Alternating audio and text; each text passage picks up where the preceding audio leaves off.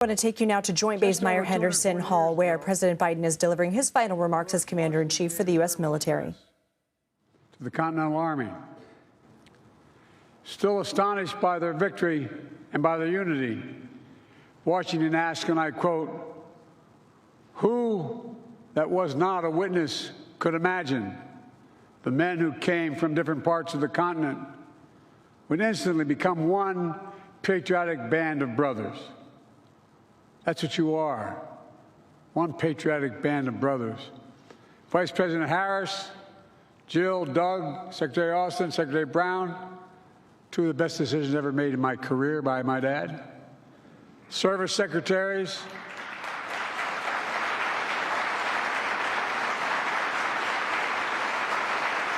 members of Congress, and most importantly, this patriotic band of service members before me. Serving as your Commander-in-Chief has been the greatest honor of my life. While I'm deeply grateful for your thanks and affection, I'm here to thank you. Thank you for your service to our nation and for allowing me to bear witness to your courage, your commitment, your character. As I listened to the choir sing, I thought about it. You all represent what America is: character, honesty, integrity, commitment.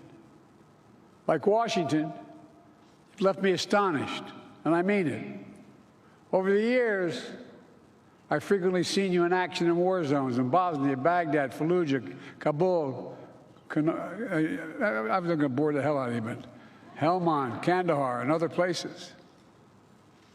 I remember one trip to Afghanistan as vice president.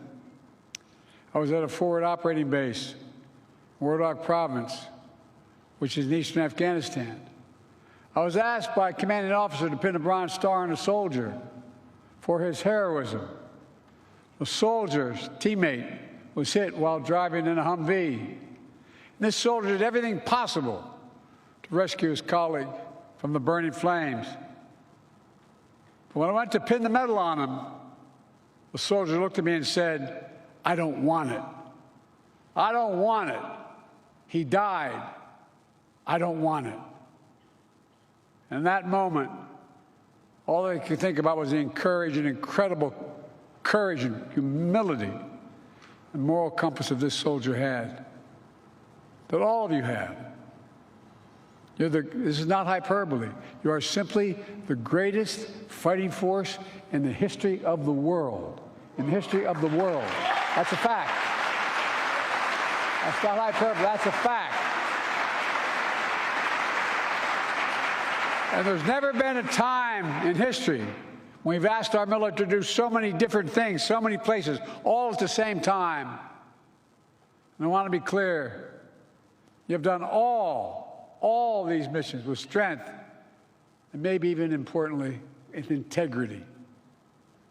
When I ask you to end our nation's longest war, it rose to the occasion, evacuating Americans, allies, and our Afghan partners, accomplishing the largest airlift in military history, and ending a war with the same courage that defined American service in Afghanistan for over 20 years. I believe history will reflect it was the right thing to do, but I know it was hard. After decades of losing your brothers and sisters, including the withdrawal, the pain was still real. And it was for me as well. Every day I still carry it, every single day. It's my schedule. On the back of the schedule, every single day, at the top since I've been here, it says daily U.S. troops in Afghanistan. U.S. troops have died in Afghanistan. 2,465. Not over 2,000, 2,465. Troops wounded, 20,769. And every day we'll honor their sacrifice for continuing the mission for which they gave their lives. Fighting terrorism, defending our homeland, and protecting the American people. 6 months after that war ended, when Russia began its largest war in Europe since World War II, I asked you to help defend Ukraine. You didn't hesitate. You kept Ukraine in the fight, trained Ukrainian soldiers and pilots, troops, bolstered NATO's eastern flank, and above all, you showed the world America stands up for freedom, stands with our friends. America stands strong with our allies. We never bend down. We bend down to no one, certainly not Putin. And now, nearly 3 years later, Putin has failed to take Kyiv, failed to make large territorial gains, and failed to break NATO. As a matter of fact, when I spoke to him on the phone, he talked about he wanted us to be the Finland of Europe. And I pointed out to him at the time, for real, I should not only get the Finland of Europe, you're going to get the Finlandization, not of Europe. You're going to see Europe joining NATO, Finland joining NATO, Sweden joining NATO. And America's watch, dictators do not get to do whatever the hell they want. Then following Hamas's terrorism on October the 7th, I asked you to, excuse my back, by the way. My mother would be very upset. I asked you to deploy to the Middle East. Again, you stepped up, pulling long nights and long deployments to weaken Hamas, to defend Israel against unprecedented attacks on Iran. Imagine had we not. If we don't lead the world, who will lead the world? Who? And twice, you stood up to the attacks by the Houthis in the Red Sea. Last year, I spoke with the women and men aboard the destroyer that took down the first Houthi attacks. It was the USS Carney. And I want you to tell you all what I told them. We owe you. We owe you. And back in May, yesterday I proud announced a ceasefire, the hostage deal between Israel and Hamas. The road to that deal was not easy. It was 8 months ago I laid down the elements of that deal in May, embraced by countries around the world, because they know we say what we mean, endorsed overwhelmingly by the UN Security Council. It's taken 8 months of nonstop, relentless effort from my administration to get it done. But because of you, all of you standing behind me, because of you, because of so many diplomats and defense professionals, we kept the pressure on Hamas. And we got it done. We got it done. And finally, when I ask you to strengthen America's position in the Pacific, in the middle of all the other conflicts and crises, you said no problem. You kept China in check. Remember when we took office? China was going to overcome the United States economically and politically by 2030. Everybody wrote that, except here in this building. The skies open, the seas free, and our allies close. You established our first trilateral defense partnership with Australia and the United Kingdom, our first trilateral partnership that we said couldn't get done with Japan and the Philippines, and our first trilateral partnership between Japan and South Korea. Remember that? Camp David that said we couldn't do it. It wasn't me. It was America. We did it. That's what America does. And people know America's acting out of character. Our nation is so much, and so many others. Our nation has asked so much, so many others as well. Doctors and nurses, helping service members to learn to walk again, eat again, speak again. The National Guard members who dropped everything to help their fellow Americans during the fires and hurricanes. The Marines guarding embassies around the world. The scientists making sure we have an edge over adversaries. Interpreters who make our missions possible. And perhaps most importantly, your families. They sacrifice so much. And I might add, the doctors and nurses. Excuse a point of personal privilege, as used to say in the Senate. Came home I commuted every day, every single day, over 2,100,000 miles on Amtrak because I lost my family when I first got here. My oldest son one day went home, he was the Attorney General. He said, "Dad, what are you doing Friday?" I said, "What do you want me to do?" He said, "Why don't you pin my bars on?" I said, "What?" He said, "You're married with 2 children." I said, "No, Dad, but someone's got to go." He spent a year in Iraq, won the Bronze Star, Conspicuous Service Medal. But like many others, he was exposed to those burn pits, which were within about half a mile of where he bunked. He had stage 4 glioblastoma like so many other of our folks. And I watched the nurses and the doctors who took care of him for so long. And by the way, I want to take a moment to speak to all military spouses, kids, and parents here today.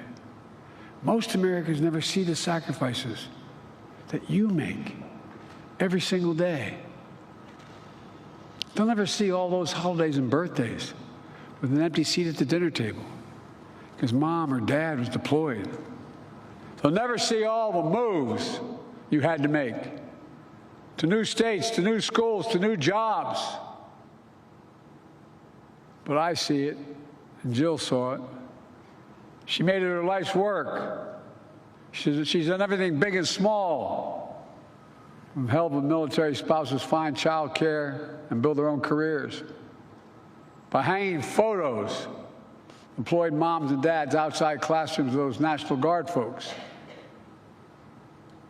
Because on every holiday, every time there's something going on, their moms or dads weren't there, but no one ever mentioned it.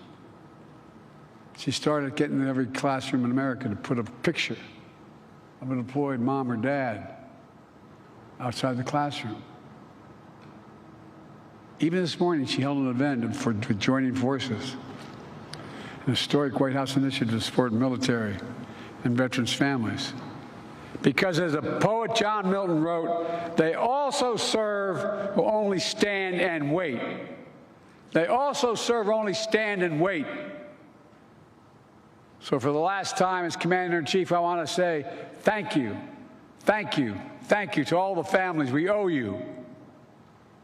I've long said as a nation, we have many obligations. But I said we only have one truly sacred obligation.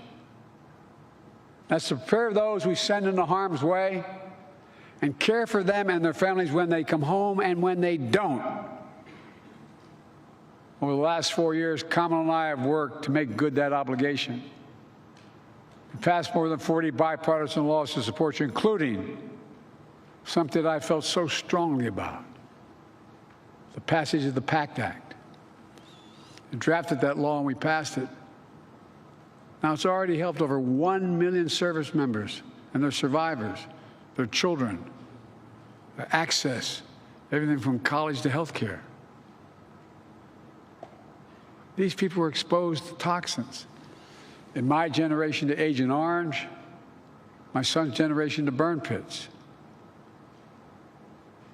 But we had to prove that what you had, with your disease, all the brain damage, all the brain cancers, were a direct consequence of those toxins or Agent Orange. But we changed that.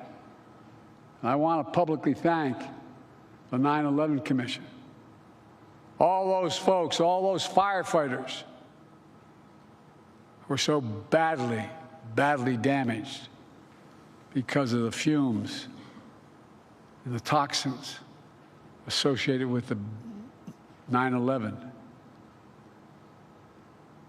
And those of you who are the Vietnam generation, finally, all you had to prove was that stuff dropped on you and it didn't cause. They didn't have to prove beyond a reasonable doubt it caused your disease. to state the fact, and you're covered. We've invested over $1 trillion in our defense industry base. In real dollars, that's more than America did in any four-year period during the Cold War. We've also invested record resources to fight the scourge of military suicide. No more calling and saying, my husband needs help. He needs help. You get an answer. We brought veterans' homelessness to record lows. Made historic changes in the military justice system, which has reduced the rates of sexual assault for the first time in nearly a decade. We ended the ban on transgender service. We took landmark steps to create more economic opportunities for military spouses. We expanded opportunities for women in combat roles. And I'm proud to have appointed the first woman as a service chief in the history of this country. Clap for that, folks, because she deserves it.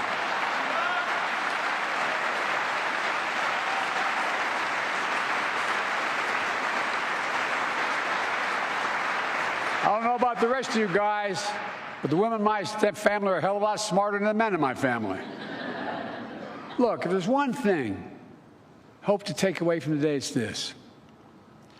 This is not hyperbole. You're truly the finest fighting force in the history of the world. That's not hyperbole. That's true. Everything I and others have asked of you, you've done.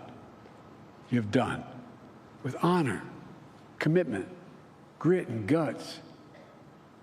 Let me close with a final request. I say it not as your president or commander-in-chief. I say it as a man who spent 50 years of his life serving his country in a different way. Remember your oath. My son, Major Bo Biden, used to call it home base. That's a set of principles, of values that give you light in darkness, that guide you. It's true to the military. It's the best weapons, the best training in the world. We have the most cutting-edge ships, planes, and subs. We have the smartest, most well-trained force on earth. That's all critical. But that alone is not what makes us strong. This is not what brought Washington, this band of brothers together all those years ago. It's our values. I mean it sincerely. It's our values, American values, our commitment to honor, to integrity, to unity, to protecting and defending not a person or a party or a place, but an idea. Literally unlike, as student official, I can say, unlike any other in human history. And that idea is the United States of America is unique in the world. Virtually every other nation in the world is based on geography, ethnicity, or religion, or some defining feature. But we're the only nation in the world, only nation in history built on an idea that we're all created equal. We know the words by heart. We're endowed by our Creator with certain inalienable rights. Among them, life, liberty, the pursuit of happiness. That's the idea that generations of service members have fought for. An idea you have sworn an oath to defend. As a nation, we've never fully lived up to that idea, but we've never, ever, ever walked away from it. Our country is counting on you to ensure that that will always be true. As I said when I began, 1% of you defend 99% of the people across this nation. That's why you all deserve a special place in our hearts and in God's heart. May God bless you all, and may God protect our troops. Thank you, thank you, thank you.